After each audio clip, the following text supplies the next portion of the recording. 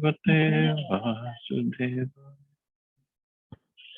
Narayanam Namaskritya Naram Chaiva Narottamam Devim Saraswatim Vyasam Tato Jayam Tirye Nashtaprayeshu Vatreshu Nityam Bhagavata Sevaya Bhagavati Uttam Shloke Bhaktir Bhavati Naistiki.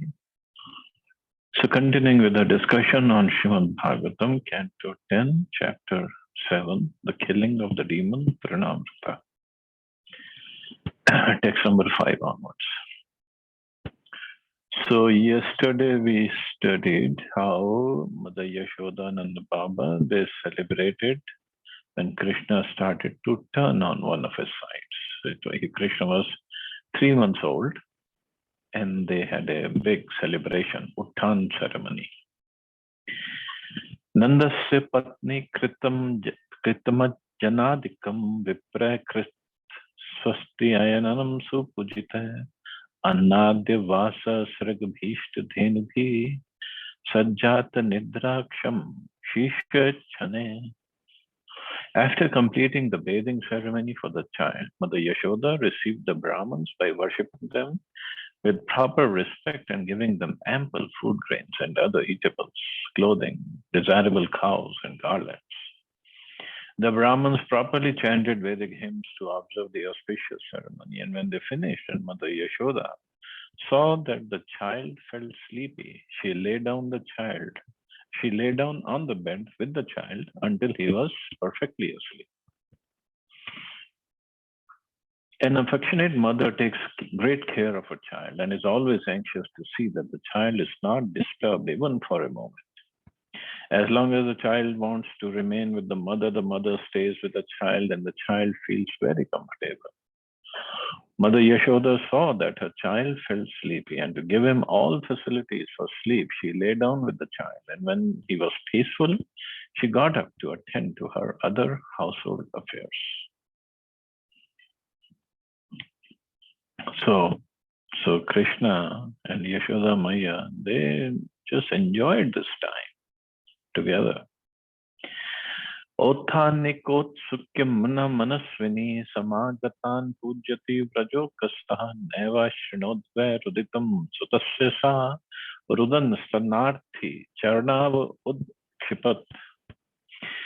The liberal Mother Yashoda, absorbed in celebrating the Uttan ceremony, was busy receiving guests, worshipping them with all respect and offering them clothing, cows, garlands, and grain. Thus, she could not hear the child crying for his mother.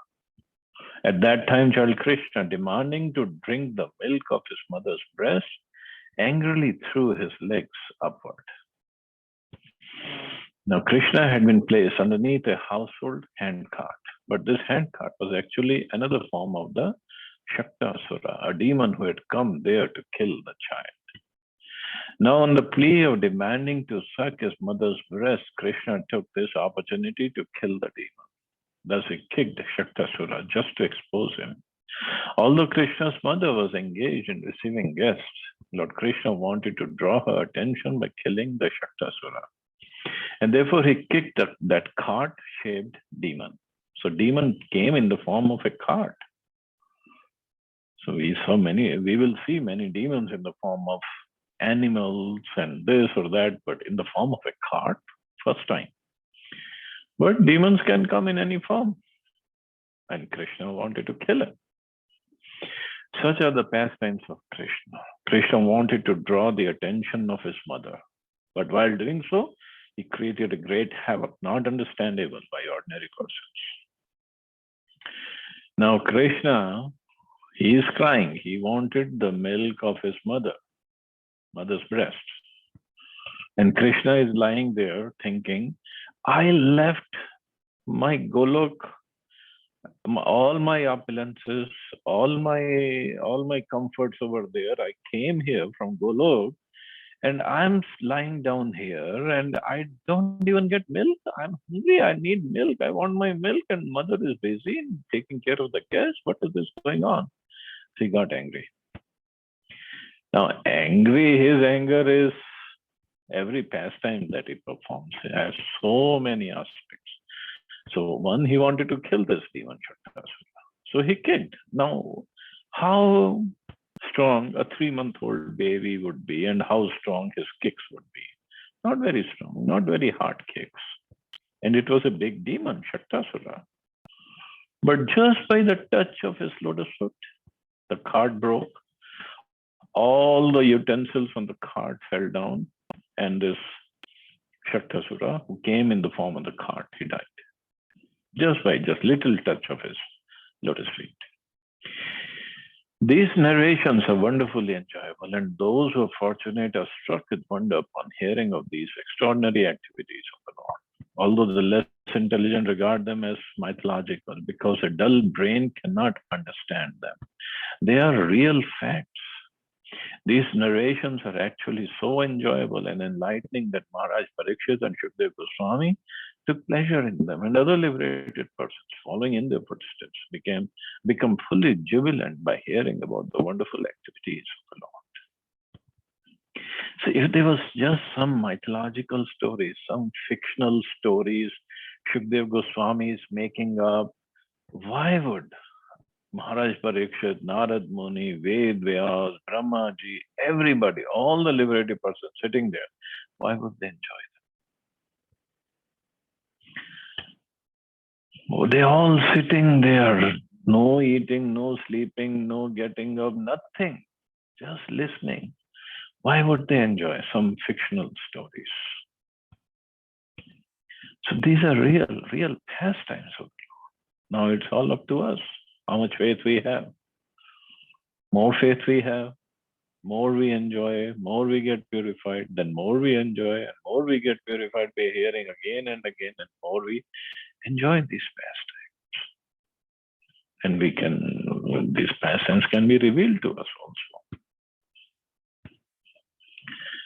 Adha shyanasya shishoranu alpaka pravalam udvangri hatam vyavartat vidvastananara sukupya bhajanam vyatyasta chakraksha vibhinna kubaram. Lord Shri Krishna was lying down underneath the hand cart in the one corner of the courtyard. And although his little legs were as soft as leaves, when he struck the cart with his legs, it turned over violently and collapsed. And the cart was a strong cart. It had so many utensils on it. The wheels separated from the axle, as you can show in the background picture. The hub and spokes fell apart, and the pole of the hand cart broke. On the cart, there were many little utensils made of various metals, and all of them scattered hither and thither. So this is power of Krishna. Srila Vishwanath Chakravarti Thakur has commented on this verse as follows. When Lord Krishna was of a very tender age, his hands and legs resembled soft new leaves, yet simply by touching the handcart with his legs, he made the cart fall to pieces. It was quite possible for him to act in this way and yet not exert himself very much. The Lord in his Vaman avatar had to extend his foot to the greatest height to penetrate the covering of the universe. And when the Lord killed the gigantic demon Hiranyakashipu, he had to assume the special bodily feature of Narasimhadev. But in his Krishna avatar, Lord did not need to exert such energy. He didn't get big. He didn't have to extend his foot to penetrate the universe or take the form of Narasimhadev. He is still 3 months old baby, just angry because he did not get the milk of his mother's breast, and mother was busy somewhere else. And in this form, he killed the demon Shaktasura. But in his Krishna form, Krishna avatar, the Lord did not need to exert such energy. Therefore, Krishnastu Bhagavan Swayam. Krishna is the Supreme Personality of Godhead himself. In other incarnations, the Lord had to exert some energy according to the time and circumstances. But in this form, he exhibited unlimited potency. Thus the handcart collapsed, its joints broken, and all the metal parts and utensils scattered. And we can imagine how much sound it must have made. And this was just to get the attention of Mother Yashoda in one way. The Vaishnav remarks that although the handcart was higher than the child could easily touch the wheel of the cart, and this was sufficient to send the demon down to the earth. The Lord simultaneously pushed the demon to the earth and superficially broke the handcart. And also, miraculously, of course, whenever Krishna wants to perform any pastime, it's all up to him. Nothing fell on Krishna. Not the cart, not any utensils, not any of the wheels, nothing. He was not harmed at all. He is something. Drishtva Yashoda Pramukha Vraja Striya Uthanike Karmani Yah Samagata Nanda Deyascha Chadbhut Darshana Kula Katham Swayam Shakatam Vipariyagat. When Mother Yashoda and the other ladies who had assembled for the Uttan festival and all the men headed by Nanda Maharaj saw the wonderful situation, they began to wonder how in the world the handcart had collapsed by itself. They began to wander here and there, trying to find the cause, but were unable to do so. Uchur visitam asita atina gopana gopisha balaka rudutane padena kshiptam etanna sanshaya. The assembled cowherd men and ladies began to contemplate how this thing had happened. Is it the work of some demon or evil planet? They asked. At that time, the small children present asserted that the cart had been kicked apart by the baby Krishna. As soon as the crying baby had kicked the cart's wheel, the cart had collapsed. There was no doubt about it. So the baby, the little boys and girls were there around Krishna. Mother Yashoda asked them, okay, look after baby Krishna. He's sleeping. And they were telling the truth. Oh, we saw, he kicked the cart, he kicked the wheel, and that's how the cart broke. But obviously, nobody is going to believe them. How is it possible? Purport. We have heard of people being haunted by ghosts, having no gross material body. A ghost seeks shelter of a gross body to stay in and haunt. Shaktasura was a ghost who had taken shelter of the handcart and was looking for the opportunity to do mischief to Krishna. When Krishna kicked the cart with his small and very delicate legs, the ghost was immediately pushed down to the earth and his shelter dismantled, as already described. This was possible for Krishna because he has full potency, as confirmed in Brahma Samhita. Angani yasya sakalendriya vritti mukti. Krishna's body is Satchidananda Vigraha or Ananda Chinmaya Ras Vigraha. That is, any of the parts of his Anand Chinmaya body can act for any other part. Such are the inconceivable potencies of the Supreme Personality of Godhead. The Supreme Lord does not need to acquire these potencies. He already has them. Thus Krishna kicked his little legs and his whole purpose was fulfilled. Also, when the handcart broke, an ordinary child could have been injured in many ways. But because Krishna is the Supreme Personality of Godhead, he enjoyed the dismantling of the cart and nothing injured him. Everything done by him is Ananda Chinmaya Ras, full transcendental bliss. Thus Krishna factually enjoyed. The nearby children saw that actually Krishna had kicked the wheel of the cart and this was how the accident happened.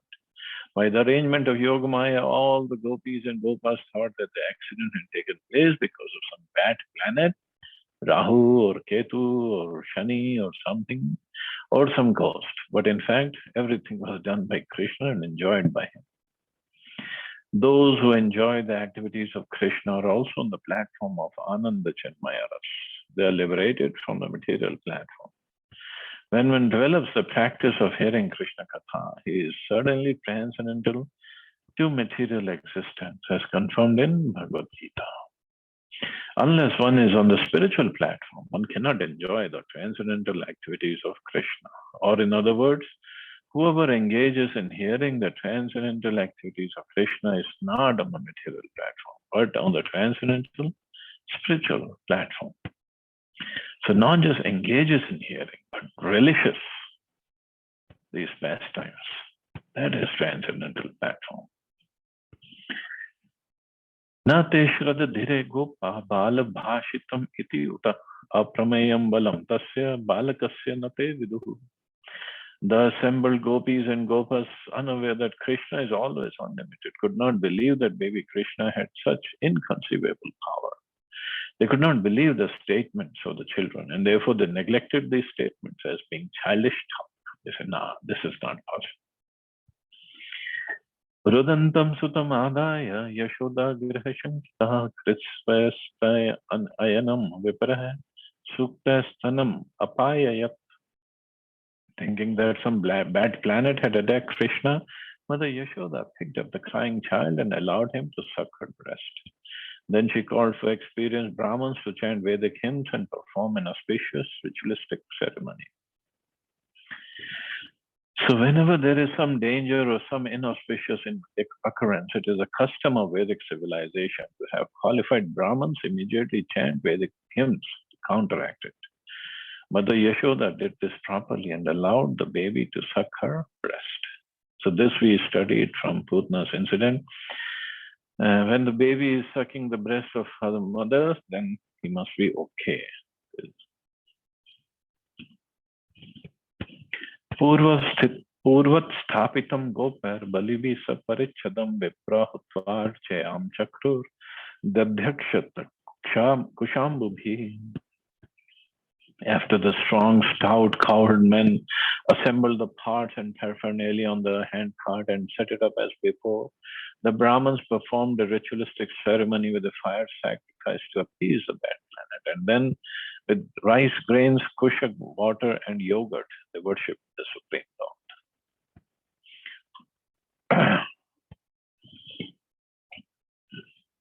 So they wanted to make sure nothing bad happens to the child again. So they performed the sacrifice, yajna, little yajna, and they worshipped the Supreme Lord.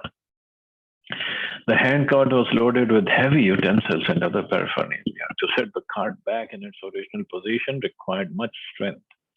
But this was easily done by the cowherd men. Then, according to the system of Gopajati, various Vedic ceremonies were performed to appease the calamitous situation.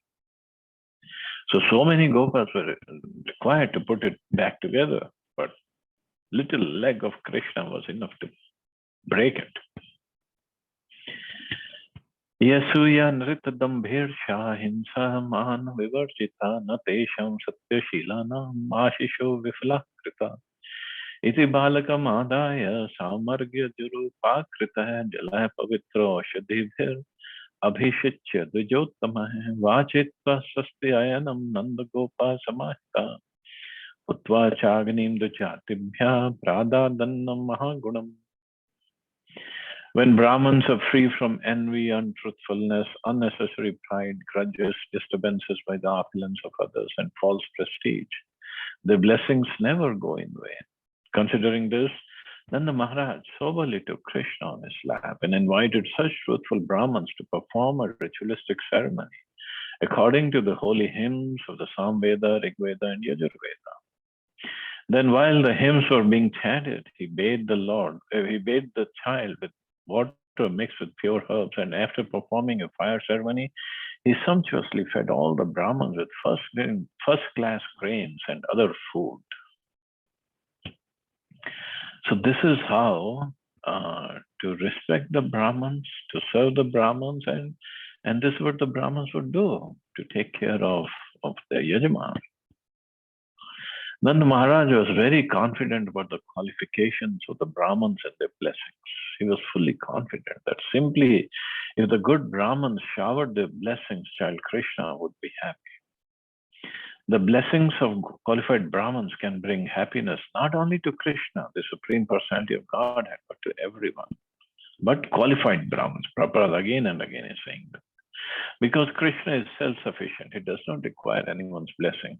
Yet Nanda Maharaj thought that Krishna required the blessings of the Brahmins. What then is to be said of others? In human society, therefore, there must be an ideal class of men, Brahmins, who can bestow blessings upon others, namely upon the Kshatriyas, Vaishyas, and Shudras, so that everyone will be happy. Krishna therefore says in Bhagavad Gita that human society must have four social orders, Chaturvarnyamya Srishta. It's not that everyone should become a Shudra or a Vaishya and human society will prosper. As enunciated in the Bhagavad Gita, there must be a class of Brahmins with qualities like Satya, Shama, Dhamma, and Titiksha. Here also in the Bhagavatam, Nand Maharaj invites qualified Brahmins. There may be caste Brahmins, and we have all respect for them. But their birth in Brahmin families does not mean that they're qualified to bestow blessings upon the other members of human society. This is a verdict of the Shastras. In Kali Yuga, caste Brahmins are accepted as Brahmins. Vipratve Sutram Evahi. In Kali Yuga, simply by putting on a thread worth 2 paisa, one becomes a Brahman. Such Brahmins were not called for by Nanda Maharaj. As stated by Narad Muni, Yasya Yal Lakshanam Proktam. The symptoms of a Brahman are stated in the Shastra, and one must be qualified with these symptoms.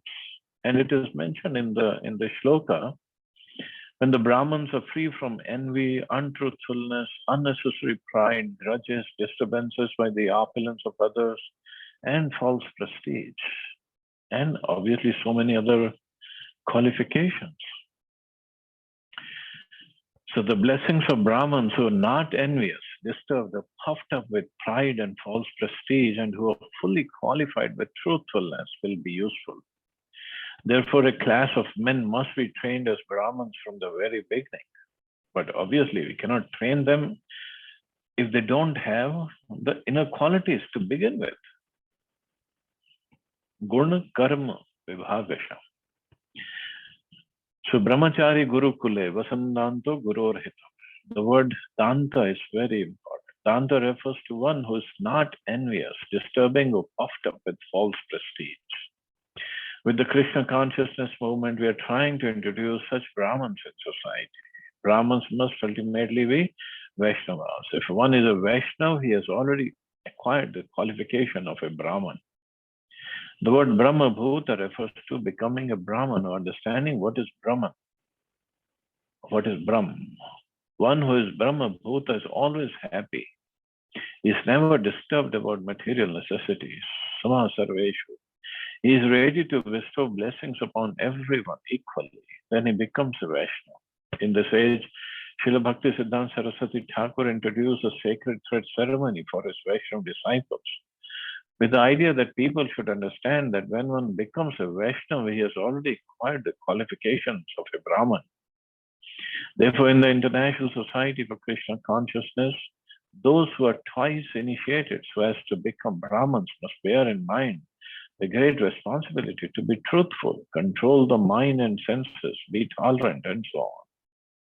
Then their life will be successful. It was such Brahmins that Nanda Maharaj invited to chant the Vedic hymns, not ordinary Brahmins.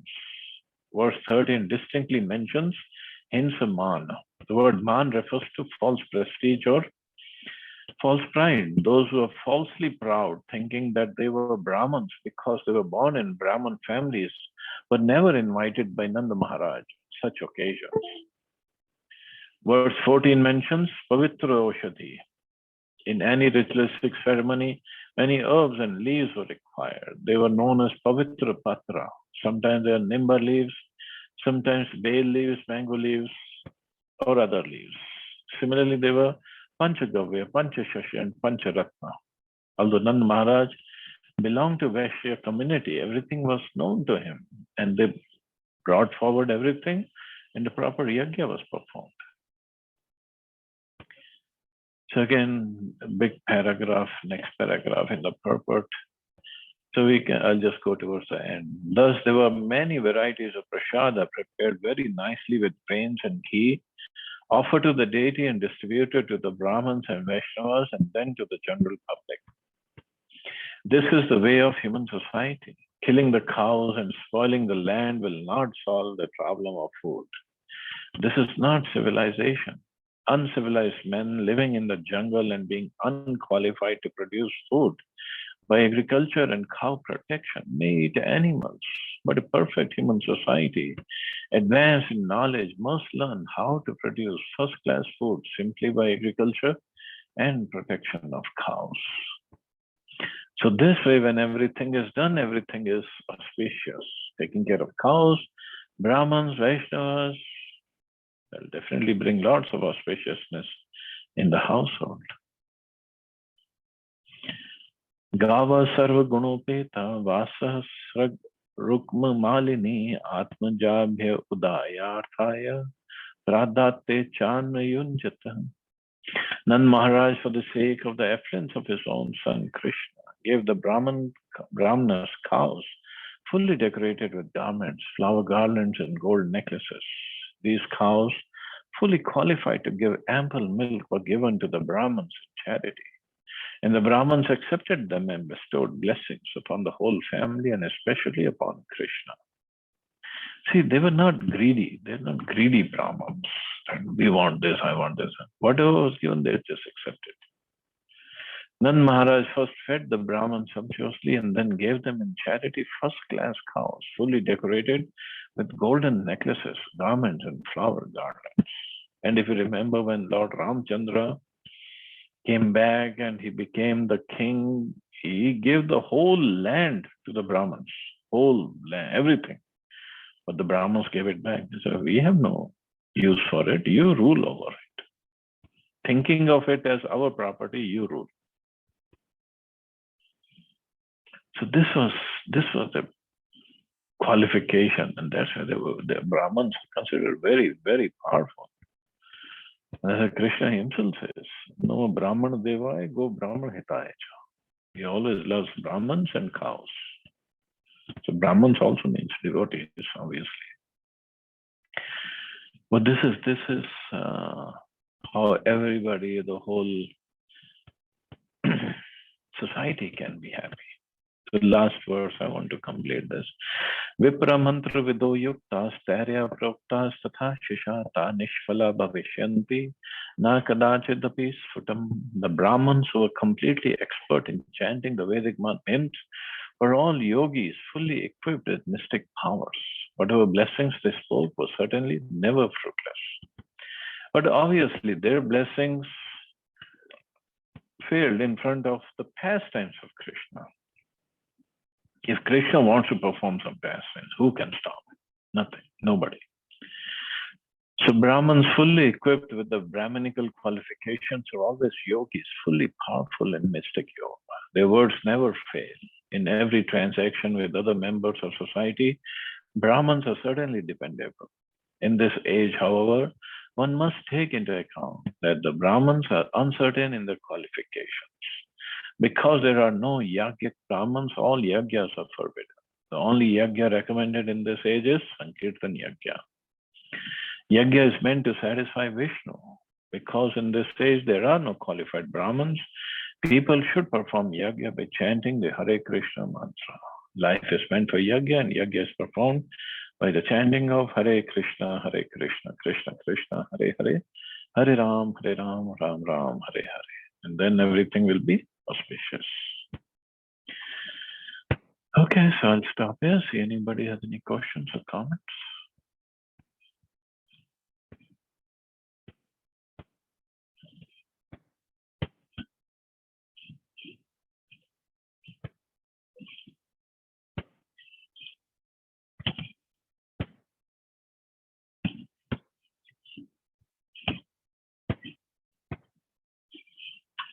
Okay, so you all have a safe and wonderful day. Hare Krishna. Jai Shri Prabhupada. Hare Krishna, Jai Shri Prabhupada.